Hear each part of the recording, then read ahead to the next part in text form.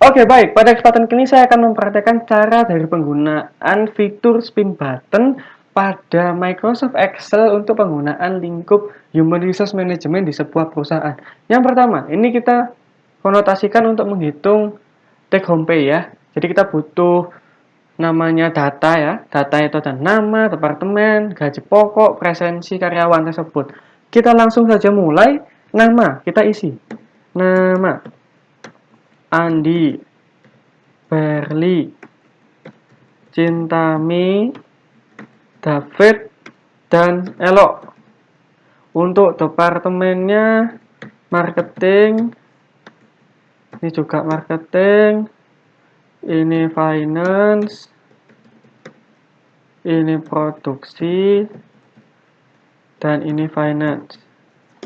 Bebas ya teman-teman, ini ada cuman data aja biasa. Untuk departemen kita gajinya berapa? Marketing, itu ada finance lagi, ada produksi. Untuk gaji pokok dari marketing itu sebesar 3 juta.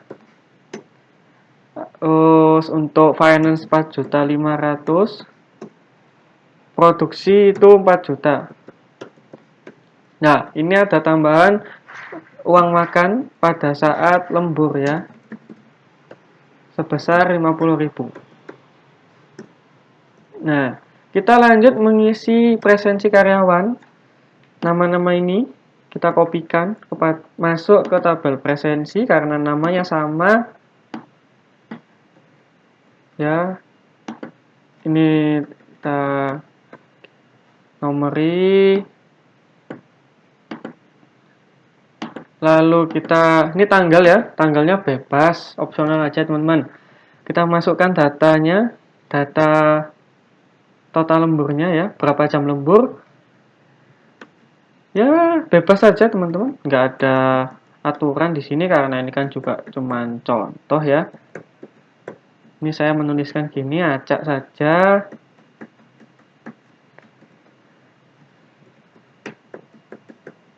Oke, lanjut. Oke, sebelum kita menghitung dengan rumus, saya akan membuat sebuah tabel lagi, tabel bantuan namanya, itu untuk mempermudah kita dalam proses penyusunan rumus, penghitungan rumus.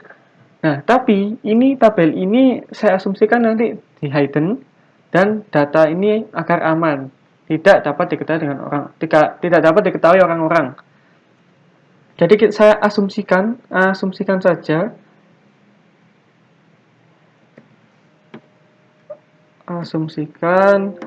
sebentar teman-teman. Ini itu tabelnya rahasia ya. Apa aja isi dari tabel ini? Tabel ini tuh berisi nama ya, nama karyawan, terus ada jumlah jam lembur,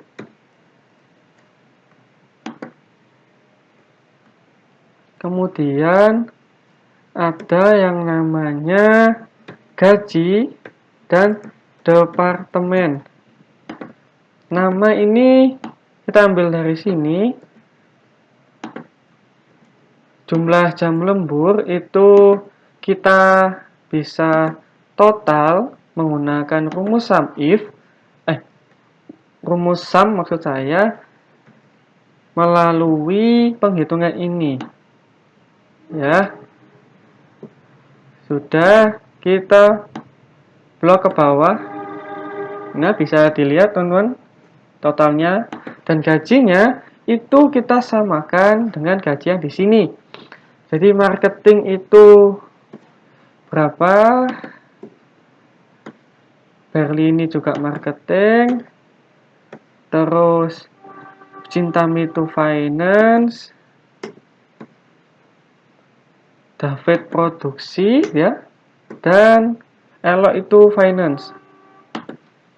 Nah, seperti ini. Departemen sama, departemen itu kita ambil dari sini. Marketing, Cintami itu finance, David produksi, dan elok di finance. Nah, oke. Ini kita rapikan dulu ya. Biar enak dilihat. Kata orang gitu. Dari request katanya, "Bang, rapiin, Bang." Iya, saya rapiin. Request ya. Terus lanjut. Nah, sudah. Oke, clear. Kita punya data ini. Kita pertama menggunakan fitur dari spin button ya. Caranya gimana? Kita pergi ke developer, insert, dan kita pilih spin button. Kita gambarkan. Set. Sudah. Kita klik kanan. Format control. Oke. Kita ke control. Current value-nya itu 1. Minimum value itu 1. Maksimumnya itu ada 5 data.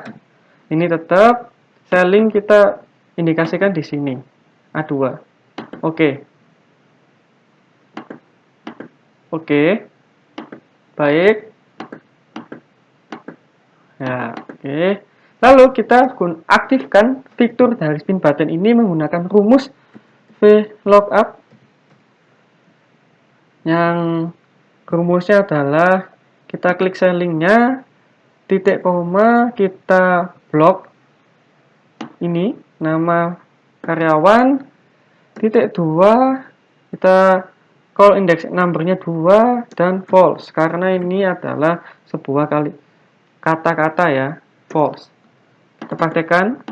Oke, sudah jalan. Lanjut ke departemen. Gimana caranya? Kita pakai rumus index. Index. Lalu kita blok ini. Oke.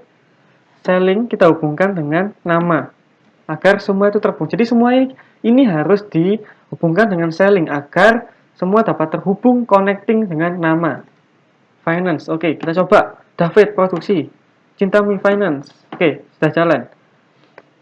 Lanjut, cara menghitung gaji pokok. Sama dengan itu kita sama pakai rumus indeks. Indeks, lalu kita blok sama, kita blok ini. Titik 2. Sellingnya kita hubungkan. Kurung tutup. Lalu kita currency-nya, pakai currency biar mempermudah karena ini sebuah nominal uang, ya. Kita coba praktekkan. Andi 3 juta, oke. Birli 3 juta, 4 juta setengah, 4 juta, 4 juta setengah. Oke, lanjut. Uang makan. Gimana cara hitung uang makan? Kita pakai rumus yang namanya sum if. Sum if. Lalu kita blok ini M3 dari nama sampai jam lembur. Ya. Lalu kita titik koma, pakai rumus indeks, kita sambung rumus indeks. Kurung buka, kita blok lagi ini. Oke. Titik koma kita hubungkan dengan selling. Kurung tutup, titik koma. Lalu kita blok jumlah jam lemburnya. Kita blok jumlah jam lemburnya. Lalu kita tutup. Oke, 0. 0 produksi. Oke, berarti kita di sini ada kesalahan dari rumus, teman-teman. Kita pastikan lagi rumus ini benar. Sum if, iya, sudah. Lalu indeks, 36, ini A2, 7, dan dikali. Oke, kita kalikan dengan uang makan. Nah, sebentar, berarti ini kita ada kesalahan rumus, teman-teman. Kita pastikan lagi rumus ini benar. Kita pergi kriteria range-nya ini, kriteria ini sampai range-nya ini. 37, 3 indeks M3. Oh iya teman-teman. Ini ada kesalahan di sini. Ini tuh harusnya kita blok nama saja. Nah, oke, sudah. Ya, sudah. Sudah terinput dengan baik. Lalu gimana cara nyari take home pay? Sama santai aja, kita auto sum. Ini dengan kita auto sum saja. Ya, kita pakai rumus sum. Ini dengan ini. Kurang sama dengan ya, ini. Sebentar. Terkecoh kawan-kawan. Oke, selesai. Sudah jadi ya. Otomatis sekali kita bisa melihat data-data dengan cara cuman mencet-mencet spin button ini. Ya. Oke. Nah, lanjut kita ke tabel ini. Fokus kita ke tabel ini. Karena tabel ini kita tidak mau orang lain lihat. Dengan cara gimana? Kita blok tabel ini. Lalu kita klik kanan, format cell. Lalu kita hidden. Ya. Hidden. Oke. Nah, untuk mendukung dari proses penghitungan ini, penggunaan cara ini agar tidak bisa dilihat orang lain, kita harus pastikan bahwa keamanan dari pengerjaan kita itu benar-benar tidak bisa dibobol orang lain. Caranya gimana? Kita pergi ke review, kita proteksi dengan password file ini, kita masukkan passwordnya, kita ulangi. Nah, ini itu agar benar-benar orang lain itu tidak bisa mengakses, tidak bisa melihat rumusnya. Seperti ini. Jadi misalnya kita buka ke sini, nah, tidak bisa diakses rumus-rumus dari tabel ini. Dan kita juga harus ngeblok ini juga ya teman-teman. Ini juga di hidden. Sorry, benar salah. Kita pergi lagi balik ke menu view, ya, protect sheet lagi. Kita masukkan rumus tadi, ya. Nah, ini kita juga harus di hidden untuk memastikan bahwa benar-benar safe. Oke, selesai. Kita proteksi lagi, kita pakai rumus, kita pakai password maksud saya, masukkan password lagi. Nah, oke. Ini benar-benar tidak bisa diakses, lihat. Nah, tapi bisa digunakan. Ya, begitu. Oke, baik. Sekian saja dari tutorial hari ini, semoga bermanfaat. Fokus kita adalah tabel ini tuh kita sembunyikan. Tetapi untuk ini kita opsional, karena kalau misalnya ini opsional, tidak spin button itu tidak bisa aktif karena adanya proteksi tersebut. Jadi ini bisa kita hilangkan saja, tidak perlu diproteksi dengan cara unprotect saja. Gitu. Sekian penggunaan spin button ini. Semoga bermanfaat. Terima kasih, sampai jumpa di lain kesempatan.